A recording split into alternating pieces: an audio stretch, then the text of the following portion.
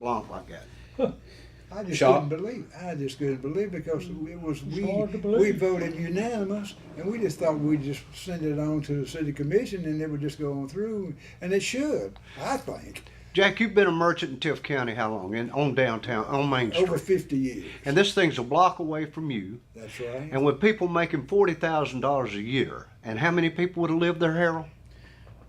I'm not Approximately. sure about that number. It's over Okay. 60 apartments. It's Over 60 apartments. Kind of a small sized town in a town. man, yeah. What would Well, this have done to Main Street, Well, Jack? let me give you an idea of what this man's told us. He says, I mean, in groceries alone, they would spend over $125,000 a month on In groceries groceries? alone.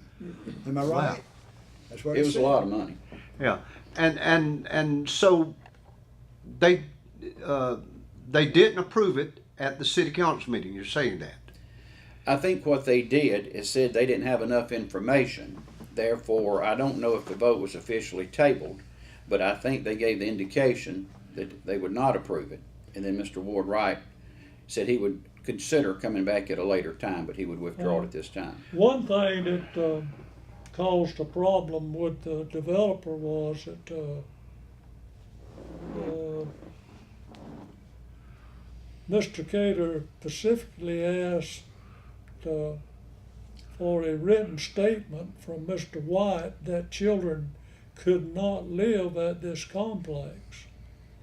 And Mr. White stated that this could not be done since this would be in violation of the fair housing laws. So the mayor kind of wanted a stipulation that no children could live there. Oh, yeah. And you're saying that that would be against federal laws for them to have that stipulation? That's what the developer said, that would be against the fair housing, it would be in violation of the fair housing laws. Can any of y'all, in y'all's mind, think of any reason that maybe y'all might have missed that this shouldn't happen? I mean, Harold, can you? Hayward, I cannot think of any reason, but on the other hand, if reason existed, I think out of the courtesy that we should have been contacted and immediately asked for a meeting to discuss it with us.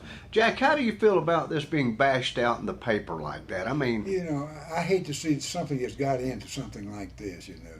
We didn't intend this to be this way. We was addressing the city council. We wasn't addressing any one person, and you know, I hate that, you know. Jack, how hard is it to land deals like this in a community this size? Sort of once in a lifetime. How would you figure that, see? You believe, Jack, that if we believe, don't you? I do too. can we save this, Harold? Can it be saved? Can the project be saved? I don't know, Hayward, I don't know. Well, did you get a reaction off of the builder? What did he Well, have? he said something might come back next year, but we don't know what will happen next year, you know, when he says something like I believe, he said that he would look at coming back next year. you know, that's a thing, that's just a put How many on. times you had somebody? How many times you had somebody come look at a washing machine and say, that's like "I'll be back 6 months to buy it"? It's like a customer. I'll be back. A be back. We call them a be back. I'll be back. Yeah. Well, guys, where does this leave us? Where do we go from here? What can we do? Obviously, from what y'all are thinking, from the Downtown Development Authority, which is charged with pursuing stuff like this and making it happen. What can we do? Can we salvage this? Could the mayor, if he had a change of heart, salvage it? If we went to these folks and said, "Hey, look, we've revisited it," what can happen here? I don't think you can, not this year. No, not this. The train has left the station. I think for this year. Now here's the statement that Mr. Ward Wright, developer, made to a city council person. Okay. He says that they met with the city council on May the 16th, and after this lengthy meeting said that we will not invest in a town that does not want our product. Some towns welcome investment and some don't. That's okay. We will not bully our way into anywhere just so we can have a project going.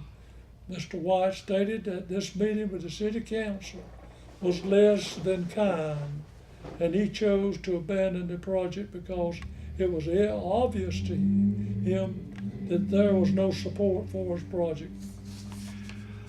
Jack, how many towns you think would, that have an old part of downtown that needs it? How many towns would like to have this? I believe every town I can think of would welcome something like this. Harold, do y'all have anything else on the horizon comparable to this? Hayward, I'm not aware of any. I don't create the agenda, but again, this is a twofold problem.